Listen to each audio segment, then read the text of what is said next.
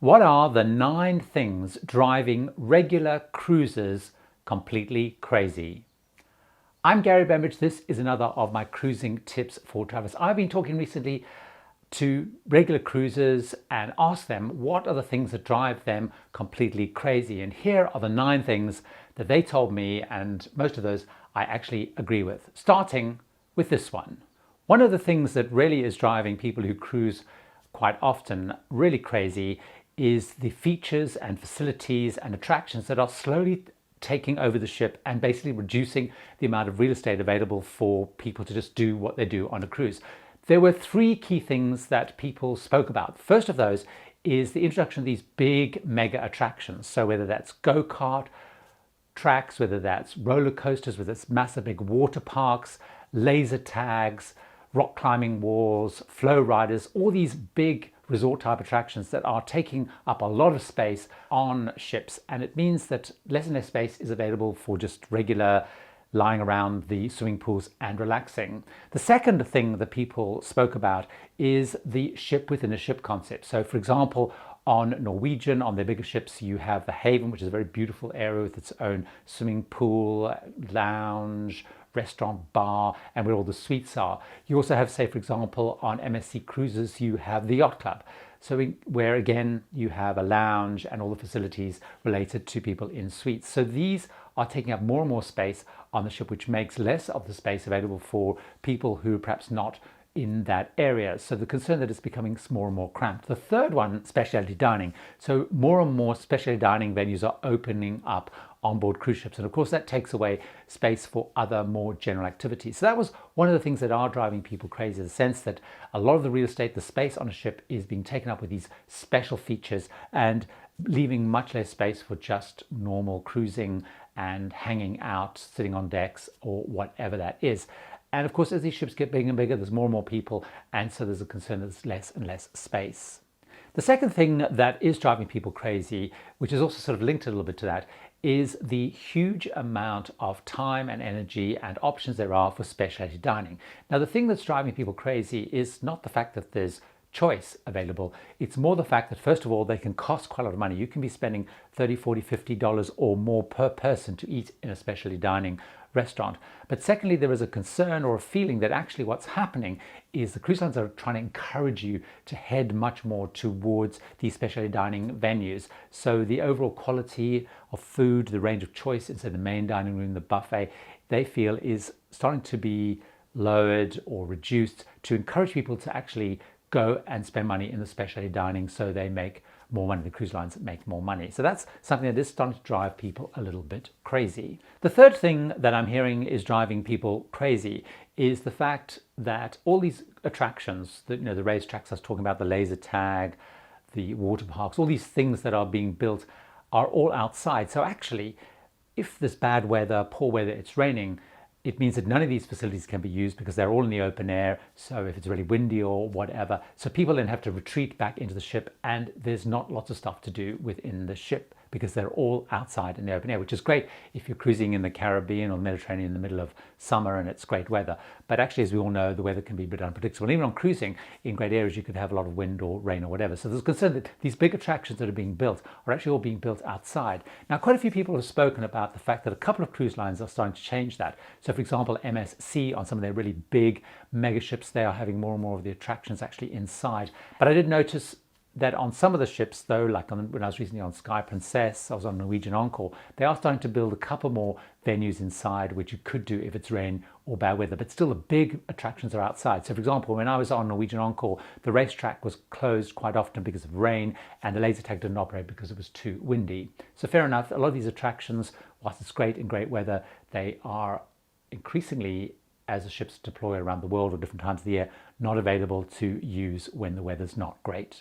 So what is the fourth area that I'm hearing drives people crazy, and this is one that probably I fall into this camp as well, is the sense that cruise lines are adding on, building in more and more things you have to pay for. So they're setting the fares at pretty low cost to get people on board, particularly as you get these big mega ships, so you need to fill them up with thousands of people every single week. But once you get on board, you're nickel and dimed, I guess people in the US like to say, or you're just a sense you're constantly being squeezed for money. So it could be courses. You could go on different courses or cooking classes or various demonstrations of things or craft classes. There's just a whole load of things that you're being asked to pay for. So drinks, coffees, sodas, as I've already mentioned, things like specialty dining. There's just a lot of extra on costs that once you get on board, you're constantly handing over your card and paying for more. So that is driving people crazy, the sense that they're constantly being squeezed and things that perhaps they feel were more included in the fares are no longer included and you're having to pay extra.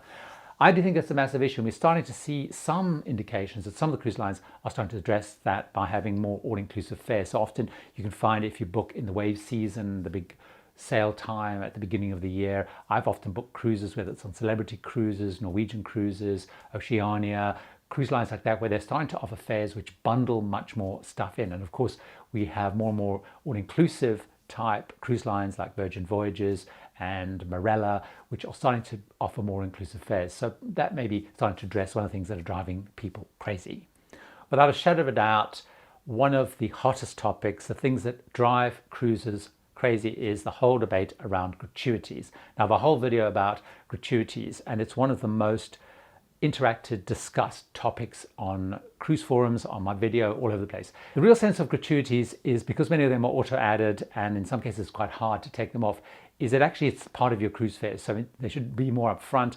Build the gratuities into the cruise fare. So once you get on board, you don't suddenly find you've got a couple of $100 added on per person for the gratuities. It's definitely one of the big hot topics. And one of the things that I agree would be great if the whole gratuities thing was not there, because there's a whole tension around, if you ought to pay gratuities, do you feel you still need to pay extra?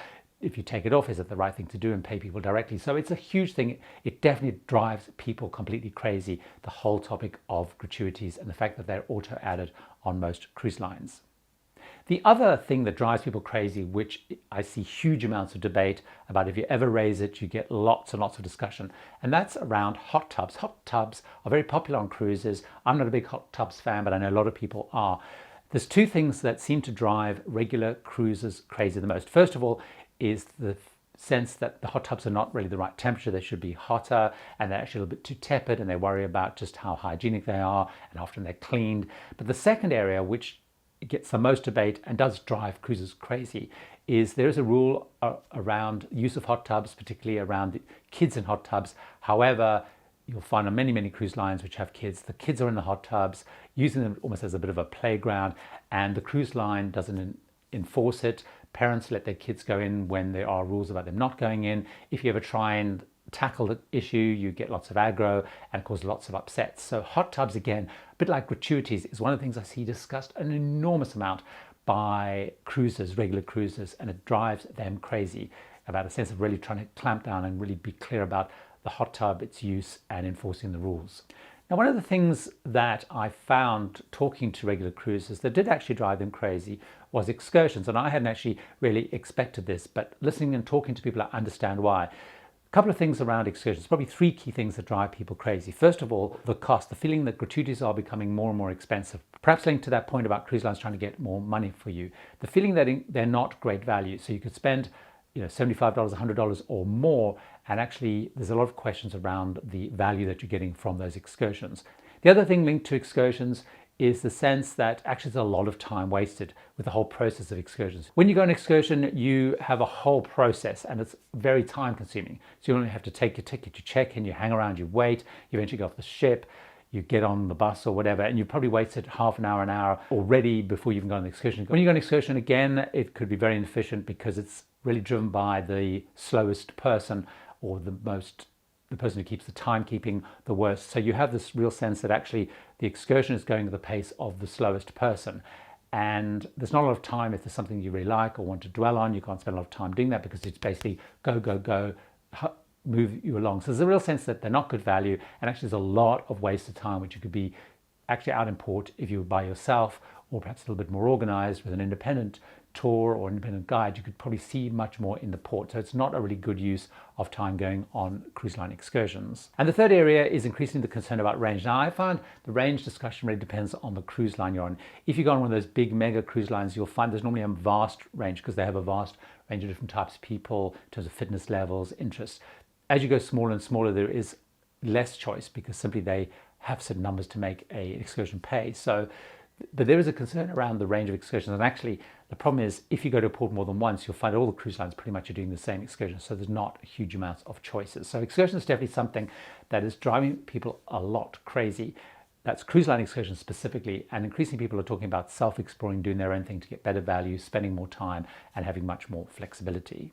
Definitely one of the things that drove cruisers crazy was the whole issue of transfers. Now, as you know, you can book a transfer with a cruise line. It might take you from the airport to perhaps a cruise nominated hotel and then to the ship the next day, or when you disembark, they'll offer transfers to the airport or hotels. And the sense that actually these are really bad value. And actually I've looked at them before, and sometimes I've done them because they're just easy to do, or you're quite good if you have a flight at an early-ish time, you want to get off the ship really quickly. Because if you book one of their transfers, they will make sure that you get off the ship pretty sharp and early. So if you perhaps in an inside cabin or a low-grade cabin and you might have to wait many hours to get off the ship, booking a cruise line transfer can be a really good thing to do because you can get off the ship faster and early and not hang around for hours. However, the sense that they are really, really expensive. And when I've compared whether it's getting an Uber or some other kind of transfer in just a taxi, you can often find it is much, much cheaper than the cruise line transfer. They do seem to be really expensive for what they are. And on some cruise lines, you don't have a transfer included from the ship into the nearest port if it's not docked close by. And some cruise lines charge for those, and there's a sense that actually they're pretty expensive to do. So definitely cruise line transfers do drive people a little bit crazy, and they feel they're really bad value. Although, of course, as I said, I sometimes do use them just because they're easy, they're simple, and it's handy for getting off the ship kind of sharpish and quickly. Definitely one of the things that does drive regular cruises crazy is the focus on shopping. Now, there's two aspects to that, one of which is the port. So particularly if you're cruising in, say, the Caribbean or even in Alaska, there's lots of pressure. They have shopping advisors on board who give talks, incentives. But bear in mind, when you get off the ship in many of those places, it's all the same. So they have Diamond International and chains like that. They're in every single port, and definitely there's a relationship between the cruise line and those shops. So they're driving you into those things. You walk off, it's all the same stuff that you're buying. It's not unique to the port. So there's that concern around the pressure to be shopping, and actually you're just going into shopping malls, which are very generic.